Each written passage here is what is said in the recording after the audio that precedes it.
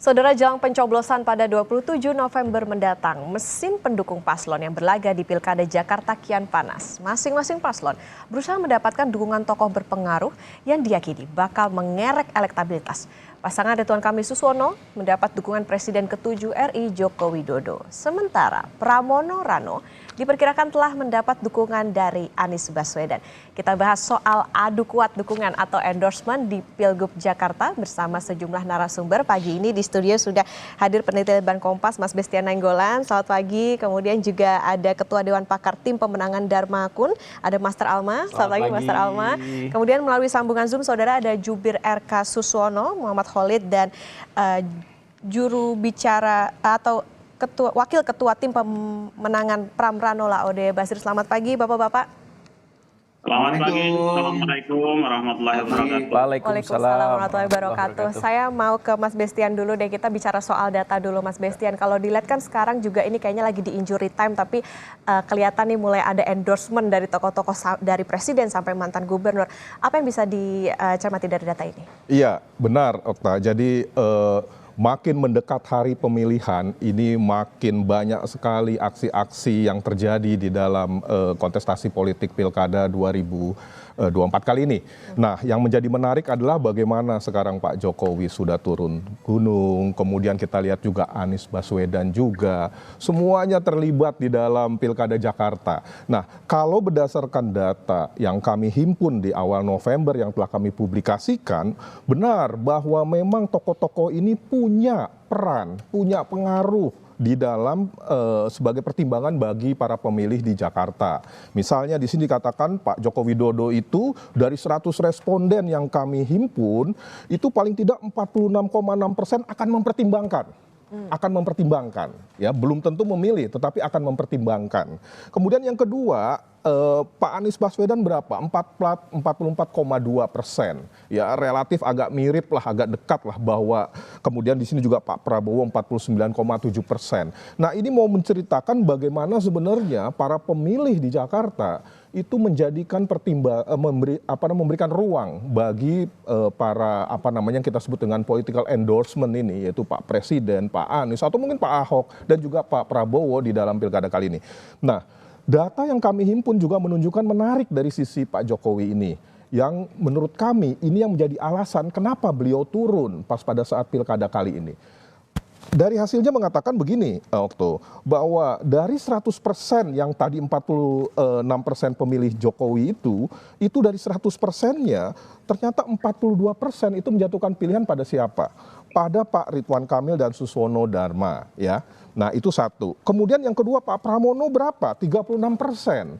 Nah, ini kan masih kuat ya, 36 melawan 42,5. Memang lebih tertuju kepada Pak Ridwan Kamil. Nah, tapi juga kita mesti mengetahui di sini ada juga yang tidak tahu tidak jawab atau bimbang yang belum menentukan sebanyak 19,1%. Nah, kepentingan dari political endorsement ini, turunnya Pak Jokowi ini saya pikir dalam upaya untuk mengakumulasikan suara-suara pemilih dari dua hal. Yang pertama adalah mereka yang tidak tahu ataupun tidak jawab ataupun masih bimbang. Kemudian yang kedua, sedapat mungkin untuk mengalihkan suara dukungan dari pemilih yang menganggap Pak Jokowi berperan dalam pilihannya kepada Pak Ridwan Kamil. Itu yang kita cermati. Tapi jangan heran juga kalau kita lihat di sini dari grafik yang kami tampilkan faktor dukungan Joko Widodo ini ada sedikit confusing di sini. Yang juga memberikan indikasi kenapa relevansi Pak Jokowi itu harus turun. Kenapa begitu? Kami mengukurnya kan dua hal. Yang pertama, Okto, dari apakah Pak Jokowi berperan dalam pemilihan dalam Pilkada Jakarta nanti? Apakah Anda mempertimbangkan rekomendasi beliau? Itu satu. Yang kedua, kita telusuri siapa pemilih Jokowi ini.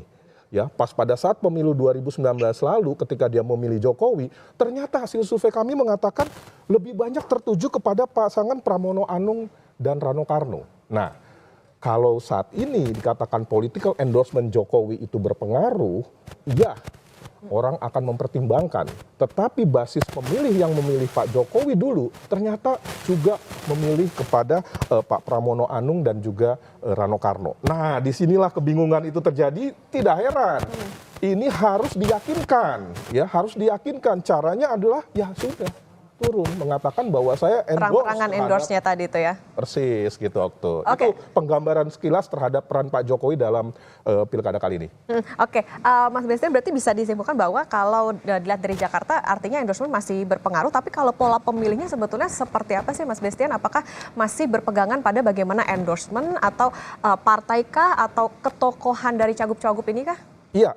Jadi kalau kita tanya alasan ataupun argumentasi dia memilih seorang calon ya atau seorang pasangan calon, itu ada banyak faktor ya. Satu yang kita berikan dengan istilah ini pertimbangannya berdasarkan faktor rasional ya. Seberapa cost and benefit yang diperoleh dari ketika saya memilih yang bersangkutan. Misalnya apakah keinginan saya untuk mengatasi banjir Jakarta di sini itu bisa lebih diyakinkan terakomodasi oleh si masing-masing calon. Itu pertimbangan-pertimbangan yang dasarnya adalah rasionalitas. Nah, yang kedua ada faktor-faktor non-rasionalitas. Inilah yang berkaitan dengan masalah identitas sosial, kedekatan identitas sosial yang sekarang coba ditampilkan dengan mendekati kalangan dari masyarakat Tapanuli Utara, dari Betawi, kemudian juga dari masyarakat Sunda dan segala macam ada di Jakarta. Kemudian ada lagi faktor-faktor lain yaitu political endorse. Nah, kajian kami mengatakan berpengaruh iya, tetapi berpengaruh sebagai suatu determinan yang paling besar tidak ya, tidak, tetapi mempengaruhi iya. Makanya di sini lebih bicara tentang akan mempertimbangkan ya. Kemudian yang kedua, kita lihat basis pemilihnya sendiri ternyata split, tidak tertuju pada satu calon, malah justru memenangkan calon nomor 3 di sini. Nah, itulah. Jadi mau mengoptimalkan bagaimana sisi-sisi yang berkaitan dengan political endorsement di sini, Mbak Okto. Jadi catatan ini menjadi pertimbangan tapi bukan satu-satunya apa ya yang jadi alasan masyarakat untuk mendukung. Menarik, Master Alma. Dari tadi disebutnya Pramrano, RK Suswono yang dapat dukungan atau endorsement. Kalau dari Darmakun akan menyasar ke tokoh yang manakah atau apa manuvernya nih di masa-masa menjelang masa tenang ini? Intinya Kak, tim Ridho, tim RK Suswono dan tim Pramono Anung Rano Karno ini kurang pede Kak. Ya kurang pede karena mereka nyari endorsement gitu. Kalau kami, ya kami bukan petugas partai Kak. Kalau petugas partai ya begitulah skemanya. Selalu nyari-nyari dukungan dari ordal, orang dalam gitu ya, dari pejabat yang masih menjabat. Dan rakyat sadar bahwa yang dibutuhkan sekarang adalah petugas rakyat yang benar-benar tulus turun ke rakyat, ya bukan malah nyari dukungan dari para pejabat, dan itu bisa dalam negara demokrasi itu disebut nepotisme, ya, dan tidak sepantasnya seorang kepala negara atau mantan kepala negara itu turun menjadi jurkam, itu saya rasa kurang pantas gitu ya, dan ini hal yang tidak baik untuk kepala negara kita. Dan kita cermati bersama kenapa mereka kurang pede gitu ya mencari dukungan, karena track recordnya Kak. Track recordmu adalah karyamu gitu kan. Ya, dan di sini sampai Mabes Polri mencermati tuh keterkaitan kasus judi online ya pegawai Kemenkomdigi dengan Pilgub Jakarta. Ya, mereka. Nah, di sini ada lagi Budi Ari ya ungkap projo dukung Ridwan Kamil di Pilgub Jakarta. Lanjut lagi, PMJK laporkan peserta Pilkada Jakarta ke Bawaslu terkait dugaan dana kampanye dari judi online. Ya, ini kan antara 0102 nih. Lanjut lagi, Bang Ciko Hakim nih, dari statusnya Bang Ciko Hakim saya ambil. Ya, Istana klaim tak halangi Budi Ari diperiksa terkait judol, Menko Polkam tak ada toleransi, ya. Lanjut lagi, mau cuci tangan dari kasus judi online, ya. Budi Ari fitnah tim ses Pramono Rano, Mr. T itu ya, Mr. T yang ada di 03, yang memang jadi ada kemungkinan Kak, karena Mabes Polri sudah menyelidiki itu gitu ya, dan di sini terakhir ditutup sama Menko Polkam tanggapi dugaan keterlibatan Budi Ari dalam kasus judol. Nah, ini semuanya fakta yang dilihat masyarakat bahwa kita harus fokus untuk membela rakyat, dan para politisi atau para petugas partai yang aliran dananya nggak jelas ini, ya rakyat sadar dan rakyat tahu persis mereka pasti akan diteliti ya, akan disidik ya. Dan ini mereka nggak pede juga Kak, karena lihat warga di 5 daerah ini punya utang pinjol terbesar, Jabar nomor 1. Ya, ternyata track recordnya seperti ini Kak. Lanjut lagi, warga Jawa Barat paling banyak nunggak utang pinjol, tembus 16,55 T, nomor 1. Berarti tidak ada kesejahteraan di warga Jawa Barat. Lanjut lagi, 5 provinsi dengan nilai transaksi judi online terbesar. Ternyata Jawa Barat juga memimpin. Ya, tidak pede mereka. Maka minta endorsement Kak. Lanjut lagi saya bacakan. Ya, jadi banyak sekali Kak. Nah, 5 provinsi terbesar terpapar judi online. Jabar nomor 1, Jakarta nomor 2. Ya, jadi Banten juga masuk. Ya, Banten juga masuk posisi 5 besar. Jadi Kak, itulah kenapa mereka nyari endorsement sana sini, karena mereka nggak pede sama track record mereka, dan kami tegaskan Dharma Kun tidak fokus kepada ordal, kepada pejabat manapun. Kami tidak ingin KKN, tidak ingin nepotisme, kami fokus ingin melayani warga Jakarta, kami fokus mencari restu, mencari ridho, mencari sungkem ya kepada warga Jakarta yang memang tingkat kesejahteraannya parah sekali Kak. Oke. Parah sekali. Ya, bahkan kalau saya masih ada waktu, nah ini ada Nenek Hasna nih yang suka disebut-sebut sama Mas Pram nih. Nenek Hasna yang disebut sama Mas Pram, jarak dari 10 menit Kak, dari kantornya Mas Pram, ya 10 menit dari istana dan setkap ya. Di Tanah Tinggi, dia harus tidur ber-13 di rumah 2 kali 3 meter. Ini disebutin sama Mas Pram. Setiap debat kemarin ya, debat kedua atau ke-1 gitu ya disebutkan. Nah, pertanyaan saya, para petugas partai ini 10 tahun ini kemana aja? Mas Pram dan Pak Jokowi 10 tahun kemarin kemana aja? Kok Nenek Hasna belum ditolong? Belum dibantu selama 10 tahun terakhir. Rakyat Jakarta sadar bahwa selama ini yang mereka lakukan kebanyakan pencitraan, proyek bancakan, ya, dan hal-hal yang sangat merugikan rakyat. Ini buktinya, Nenek Hasna jarak cuma 10 menit dari istana, dari kantor Mas Pram, dan Pak Jokowi tidak disentuh sama sekali 10 tahun menjabat. Kami tangkap ya. Kalau tadi Master Alma bicara soal kalau dukungan lebih nyasarnya ke rakyat gitu Warga ya. Jakarta. Warga Warga Jakarta, Jakarta. bukan endorsement. Nah, saya mau ke Pak Khalid dulu. Pak Khalid, ini kan kemarin juga terang-terangan Pak RK dapat dukungan dari Presiden ke-7 RI Jokowi. Pak Khalid melihat ini seperti apa? Kalau tadi Dharma Kun bilangnya dapat endorsementnya dari warga dan dukungan dari presiden, mantan presiden dan lain-lain ini sebagai nepotisme. Dari 01 seperti apa? Tentu pasangan Ridho memiliki strategi kampanye untuk mendapatkan dan memenangkan hati warga Jakarta. Itu yang pertama. Oleh karenanya pasangan Ridho selalu bertemu, bukan hanya belanja masalah, tapi belanja solusi. Karena itu pasangan Ridho selalu bicara tentang apa solusi buat warga Jakarta. Itu yang pertama.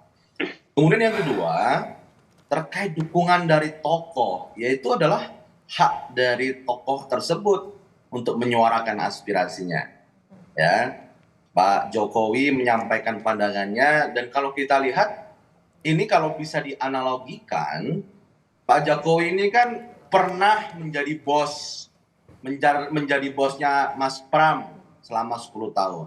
Pernah menjadi bosnya Pak Ridwan Kamil ya selama 5 tahun ya. Karena Pak Ridwan Kamil gubernur, Pak Jokowi sebagai presiden. Ibaratnya dalam sebuah review, seorang pimpinan memberikan endorsement kepada mantan anak buahnya. 10 tahun Mas Pram bersama di sisi Pak Jokowi, day to day, dan kemudian Pak Ridwan Kamil menjadi gubernur yang di bawah langsung di presiden, karena presiden dengan gubernur koordinatifnya cukup intensif. Artinya dengan Pak Jokowi mengatakan bahwa Pak Ridwan Kamil memiliki rekam jejak yang bagus, memiliki ilmunya, memiliki karyanya, ini adalah review yang jujur, objektif, dan otoritatif ya, karena bisa membandingkan dua pihak yang pernah bekerja bersama di bawah kepemimpinan beliau. Jadi ya tentu pasangan Ridho sangat mengapresiasi, menghormati, dan berterima kasih atas endorse atau atas review yang jujur terkait kapasitas, terkait kapabilitas dari seorang pemimpin, karena Jakarta ini merupakan center of economy di Indonesia. Aktivitas ekonomi masih sangat besar di sini. Sehingga ketika gubernur yang terpilih nanti harus dipastikan memiliki kapasitas, integritas, kompetensi yang bisa menyelesaikan masalah Jakarta. Saya kira itu pesan utamanya. Dan Pak Prabowo misal dengan mengajak makan Kang Emil dan sebagainya, ya ini adalah menunjukkan kedekatan. Dan kalau kita lihat sebagai seorang presiden Republik Indonesia ke depan, tentu kita menghormati juga, ada harapan bagaimana ke depan gubernur Jakarta adalah pemimpin yang bukan hanya kompeten, bukan hanya punya kapasitas, punya kapabilitas, tapi juga memiliki frekuensi yang sama dengan pemerintah pusat. Dan itu hal yang sangat wajar. Pak Khalid, artinya ini bukan dalam rangka karena udah mulai salip-salipan nih sama Pram Rano secara elektabilitas? Saya kira tidak demikian ya, karena ini adalah review yang sangat jujur, ya, penghormatan dari Pak Jokowi terkait dua kandidat yang ada. Ya, kalau dengan Pak Darmakur kan mungkin tidak ada interaksi secara intensif ya, tapi kalau kita melihat komunikasi relasi Pak Jokowi dengan Bang Ridwan dengan Mas Pram ini kan sangat intensif, sama-sama mantan anak buah. Sehingga ini adalah review komentar yang sangat jujur dari mantan atasan kepada anak buahnya. Oke, kalau gitu saya ke Pak Laude Wesir. Pak Laude, tadi kalau kita melihat bagaimana pernyataan dari Pak Khalid, nah kalau Pram Rano ini kan juga kemarin ada deklarasi juga nih dari anak Abah dan juga Ahokers. Gimana nih manuvernya kalau di menit-menit akhir menuju ke pencoblosan? Ya, terima kasih. Assalamualaikum warahmatullahi wabarakatuh. Waalaikumsalam. Warga Jakarta yang kami hormati, dari pendopo berdinding bambu dan kayu menjadi ciri khas di belakang saya. Mudah-mudahan bisa diterima pesannya. Saya dari mana? Ya, live-nya. Dan Bapak dan Ibu sekalian, ya kita tahu bahwa ada 3 poin yang ingin saya sampaikan pada kesempatan ini. Pertama, kita mengucapkan terima kasih atas dukungan para tokoh. Tentu kita percaya tokoh itu ketika memberikan dukungan pasti ada pertimbangan-pertimbangan yang komprehensif, tidak hanya terkait dengan program, terkait dengan visi-visi, hal-hal yang sifatnya substansial, tetapi kemudian juga menyangkut pada bagaimana kapabilitas, kemampuan, sikap, dan karakter semuanya. Kita percaya itu. Dan kita mengucapkan terima kasih. Berikutnya adalah akan sangat berdampak dukungan para tokoh ini kemudian kalau dukungan itu juga ada jembatan, ada jalan yang nyambung kepada pemilih. Ya, kita percaya para tokoh punya pengikut, tapi kemudian lebih cocok juga kan tokoh ini kemudian ada yang nyambungkan, yang membawa pesan tokoh ini kepada masyarakat pemilih. Apa pembawa pesannya? Pembawa pesan yang sangat tepat itu satu adalah pribadi calonnya. Seberapa banyak, seberapa besar calonnya itu sendiri bersentuhan dengan masyarakat langsung menyampaikan ide-ide dan gagasannya. Alhamdulillah kami punya calon, Mas Pram dan Bang Dul, pasangan 03 ini dalam tiap hari itu sampai 15-16 kali kunjungan menemui tokoh-tokoh. Ya, tepatnya di angka 12-13. Kemudian 3 lainnya ada pertemuan-pertemuan tertutup. Nah, termasuk hari ini, pagi ini saya tidak bisa hadir membersamai di studio karena kami sudah mulai berjalan, sudah ketemu tokoh, sudah bicara banyak tentang bagaimana menurunkan pesan-pesan poin nomor 1 tadi. Berikutnya adalah program, ya. Pasangan Mas Pram dan Bang Dul menjadi sangat nyambung juga kemudian dengan masyarakat adalah program-programnya yang sangat terukur, ya, yang sangat jelas, apa yang disampaikan itu kemudian terukur oleh masyarakat secara rasional bahwa ini bisa dilaksanakan. Ya, kemudian ada aspek keberlanjutannya. Bagaimana misalkan Mas Pram bicara ketika nasional punya program makan siang gratis, ya. Mas Pram dan Bang Dul punya program untuk sarapan pagi gratis, ya, terhadap anak-anak sekolah, ya, melengkapi apa yang menjadi programnya pemerintah pusat. Ketika misalkan Mas Anies dulu sudah merapihkan tentang Kampung Bayam, ya, yang belum tuntas sampai hari ini, Mas Pram akan melanjutkan. Begitu juga misalkan tentang JIS, ya, yang belum tuntas tentang sarana prasarana transportasinya akan dilanjutkan. Tentang KJS, KJP, dan lain sebagainya. Begitu juga dengan lapangan pekerjaan untuk kaum muda. Ya, masyarakat menanggap program-program ini bisa rasional dilaksanakan. Yang ketiga adalah endorsement ini akan sangat bagus adalah ketika kita lihat warga Jakarta tipikalnya seperti apa. Saya sejak 2012 menjadi relawan di Jakarta, sangat paham betul pemilih Jakarta ini adalah pemilih yang mayoritas rasional, ya, bisa mengukur itu semua. Maka kemudian ketika apa yang disampaikan pesan oleh tokoh, kalau mereka, saya yakin mayoritas masyarakat Jakarta akan menimbang itu semua, mengukur itu semua, bagaimana keteruskannya. Kalau itu rasional, insya Allah akan diikuti. Jika tidak, belum tentu juga diikuti. Jadi poinnya adalah tetap kita hormati, kita ucapkan terima kasih, dukungan siapapun, tidak hanya tokoh, seluruh warga Jakarta terhadap pasangan Mas Pram dan Bang Dul, dan kami yakini ya tokoh-tokoh lokal pun demikian, tidak hanya Mas Anies ya. Contoh misalkan bagaimana Bang Diki, Ketua Jackmania sudah menyampaikan dukungan. Teman-teman dari Ahoker, teman-teman dari Aniser ya. Saya juga adalah mantan atau sampai hari ini masih pimpinan relawan di relawannya Mas Anies.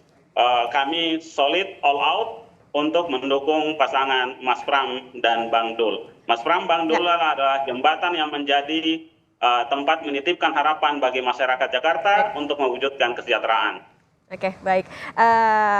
Nanti kami akan lanjutkan kembali Bapak-Bapak perbincangannya usai jeda, dan saudara tetaplah di Sapa Indonesia Pagi.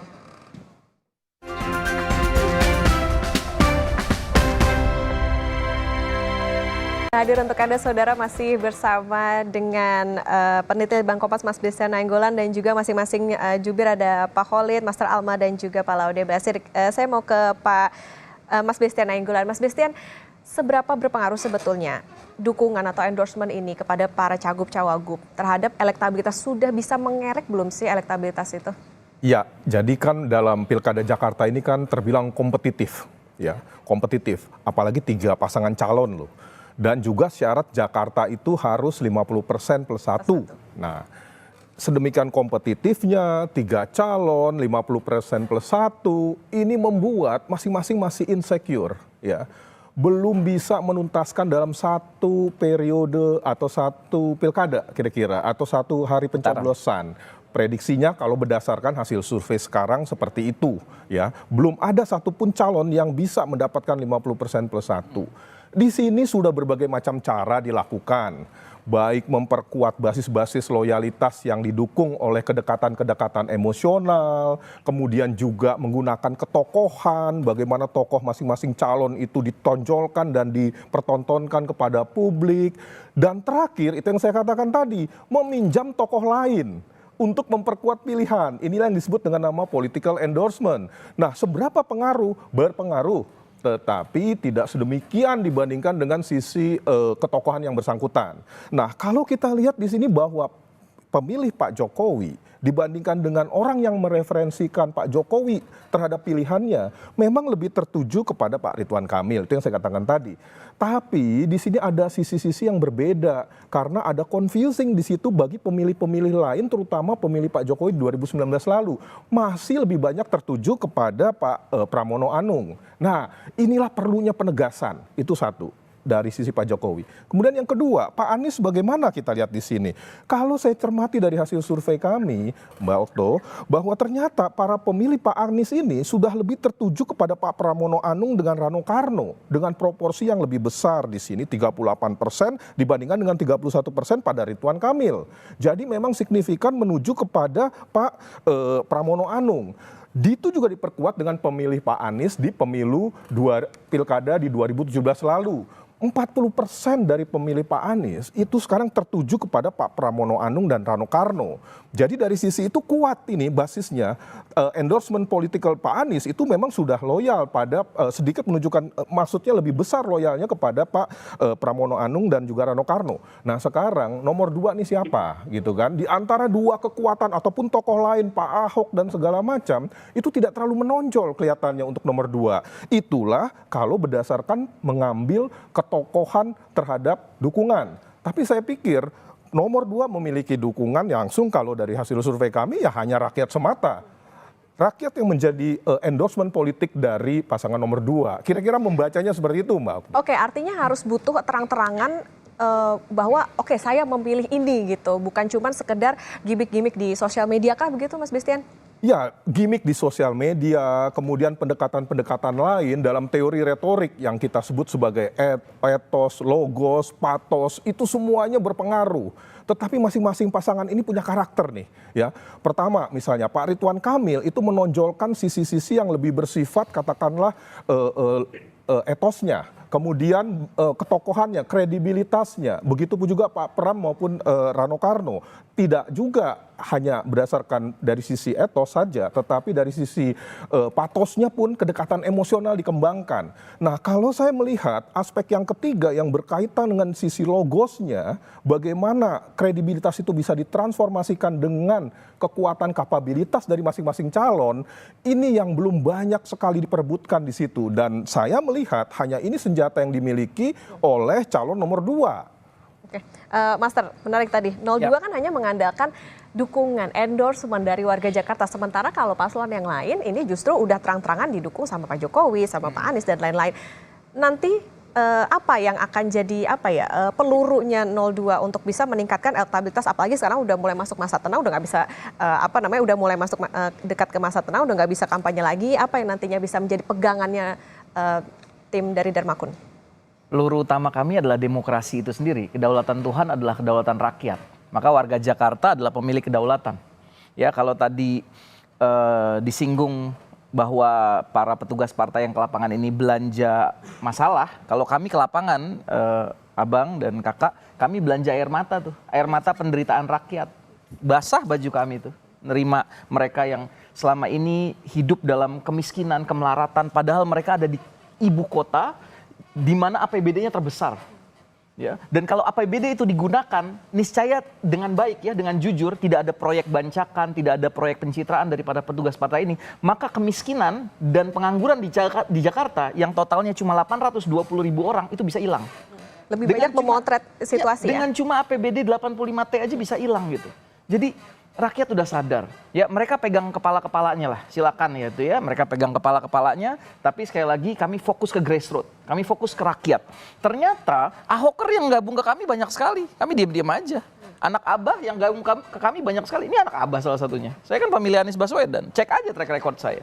Ya, siapa lagi misalnya, Projo yang dukung kami, ya banyak juga gitu. Apalagi dari 02 kemarin ya, oke gas ya Pak Prabowo. Karena sama 02 juga banyak juga ke kami. Karena kami mau fokus di kedaulatan rakyat. Sama seperti pidatonya Pak Prabowo awal, ya, menegakkan kedaulatan rakyat. Dan kami bahkan lebih jauh lagi, Kak. Kami ingin salus populi suprema lex esto. Kami ingin bahwa keselamatan rakyat kita adalah hukum yang tertinggi, Kak. Itulah demokrasi, Kak. Dari rakyat, oleh rakyat, untuk rakyat. Bukan dari penokohan-penokohan, tidak. Rakyat yang punya mandat ini.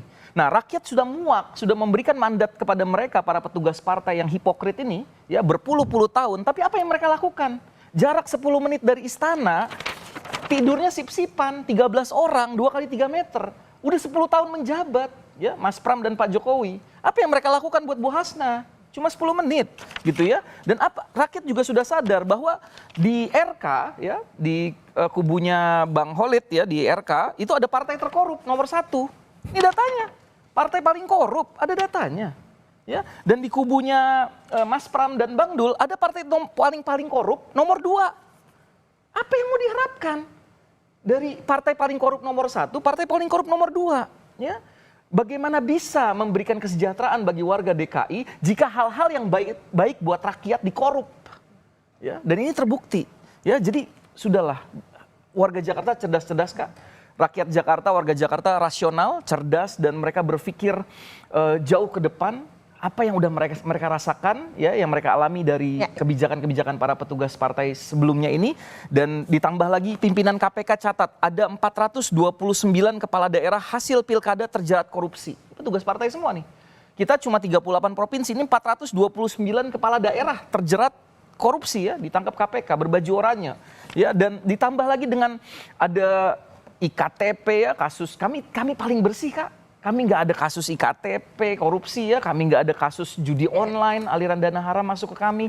Kami nggak ada menyengsarakan rakyat, tidak ada track record yang kemiskinan parah, ya, di Jawa Barat dan di Banten sampai sekarang, sampai pinjolnya paling tinggi, judolnya paling tinggi. Maka rakyat Jakarta sadarlah, yuk kita tegakkan kedaulatan rakyat, kita wujudkan, dan kami berjanji seluruh APBD Jakarta yang sangat besar itu akan kami kembalikan kepada rakyat. Bukan untuk proyek bancakan, bukan untuk proyek pencitraan, semuanya untuk warga Jakarta, khususnya yang dalam kemiskinan, yang dalam pengangguran, yang pasti kami prioritaskan untuk kami tingkatkan kesejahteraannya. Pilih Darmakun nomor 2 27 November nanti. Terima kasih. Fokus anti korupsi nanti kita buktikan ketika nantinya kalau Pak Darmakun ini terpilih ya. Dan 02 kalau tadi jadi catatan 02 hanya bisa mengandalkan rakyat dari grassroots. Baik, saya ke Pak Khalid. Pak Khalid, ini kan juga menarik bagaimana ada dukungan yang ditonjolkan begitu, yang ditunjukkan oleh Presiden Jokowi kepada Pak RK Suswono. Seberapa ini bisa mengerek elektabilitas dari RK Suswono? Sebelum saya tanggapi lebih jauh, saya sampaikan dulu tuh, Mas Alma itu kritiknya luar biasa tadi ya.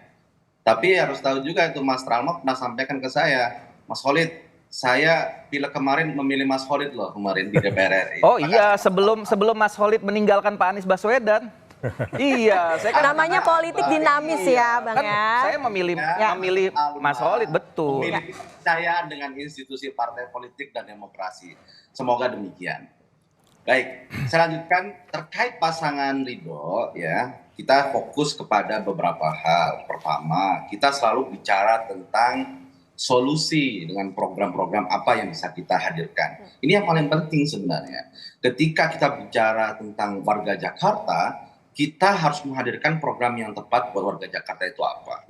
Dan ketika bicara program, ada dua hal. Pertama, program itu bisa dieksekusi. Yang kedua, ada nilai keberlanjutannya. Ada inovasi, ada keberlanjutannya. Itu yang penting.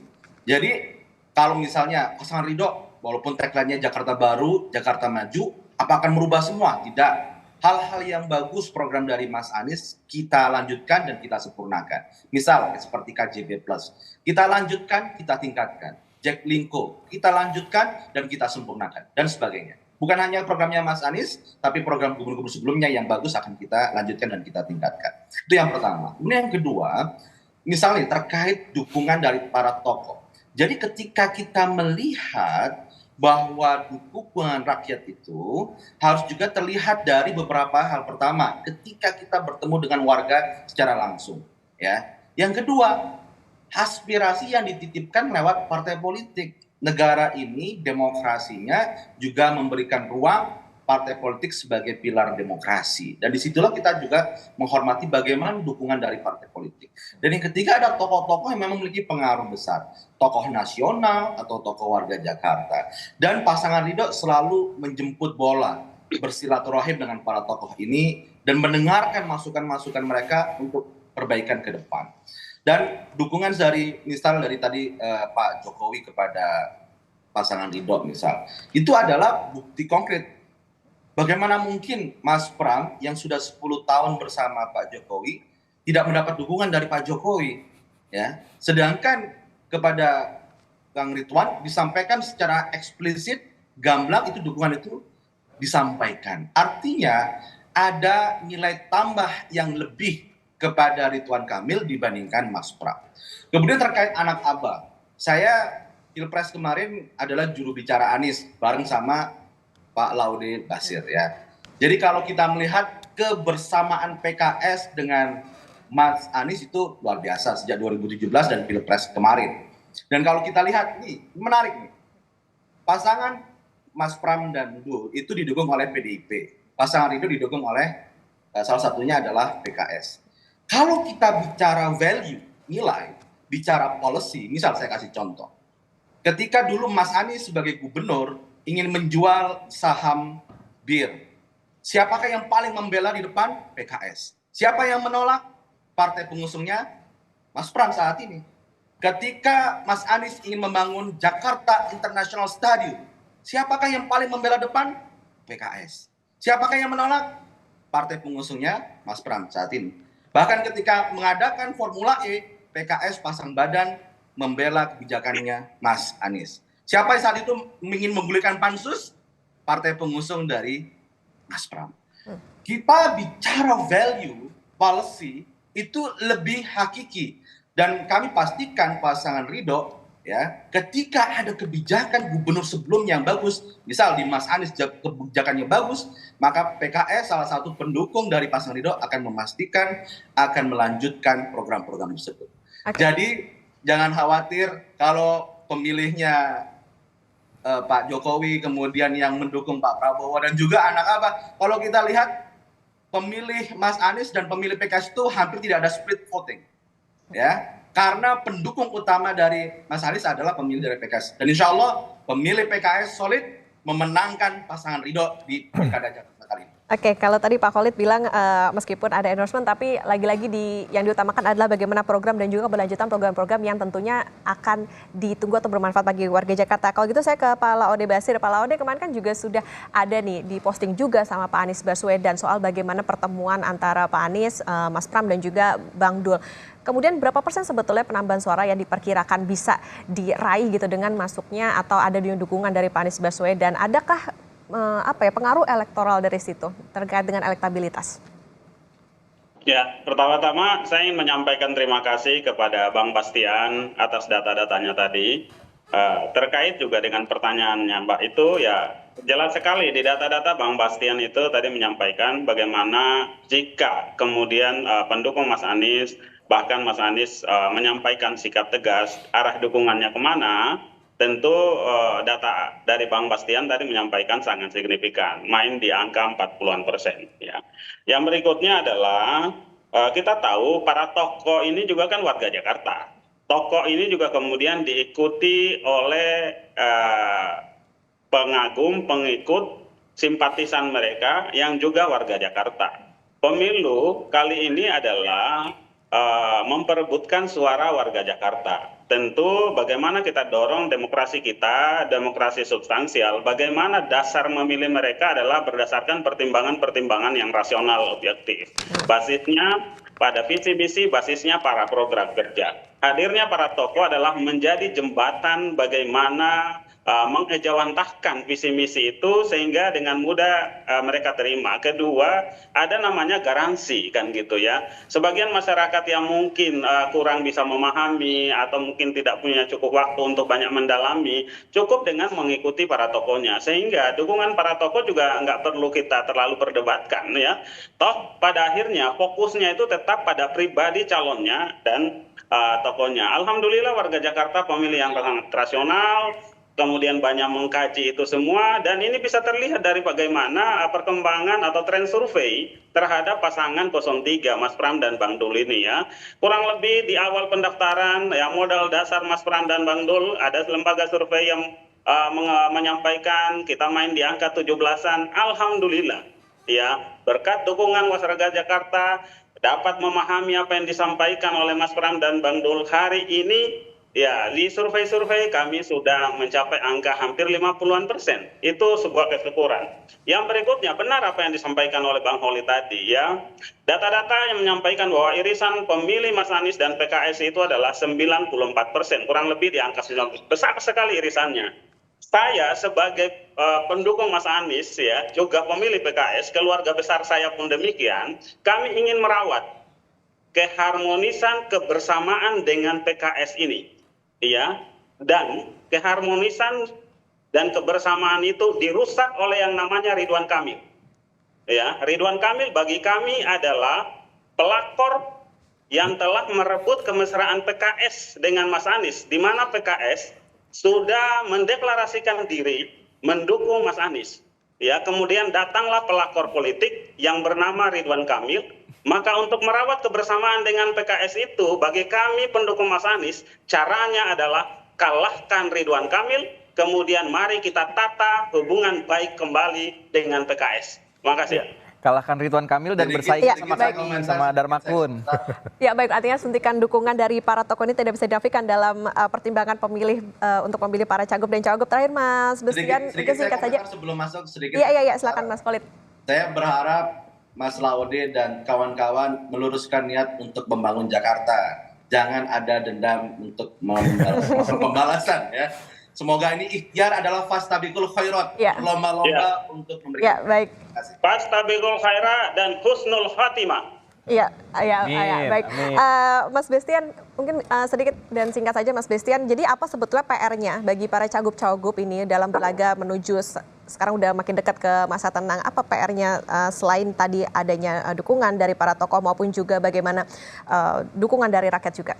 Ya, dalam waktu yang sangat singkat ini, ya biasanya pertimbangan-pertimbangan lebih problematik.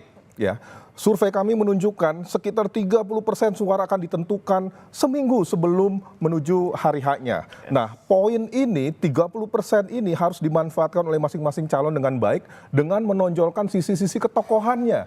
Artinya saya yang akan menjadi gubernur dan wakil gubernur. Dengan demikian saya yang harus dipandang layak oleh setiap orang untuk dipilih. Bukan dengan mengambil sisi-sisi lain ketika sudah mulai panik atau sudah katakanlah untuk menggolkan 2 putaran, 1 putaran, harus mengambil ketokohan-ketokohan orang lain untuk memperkuat basis pilihan. Rasanya rakyatlah yang menjadi penentu dalam pilkada kali ini. Oke, harus percaya diri dengan program maupun juga ketokohan masing-masing. Terbukti mereka nggak pede.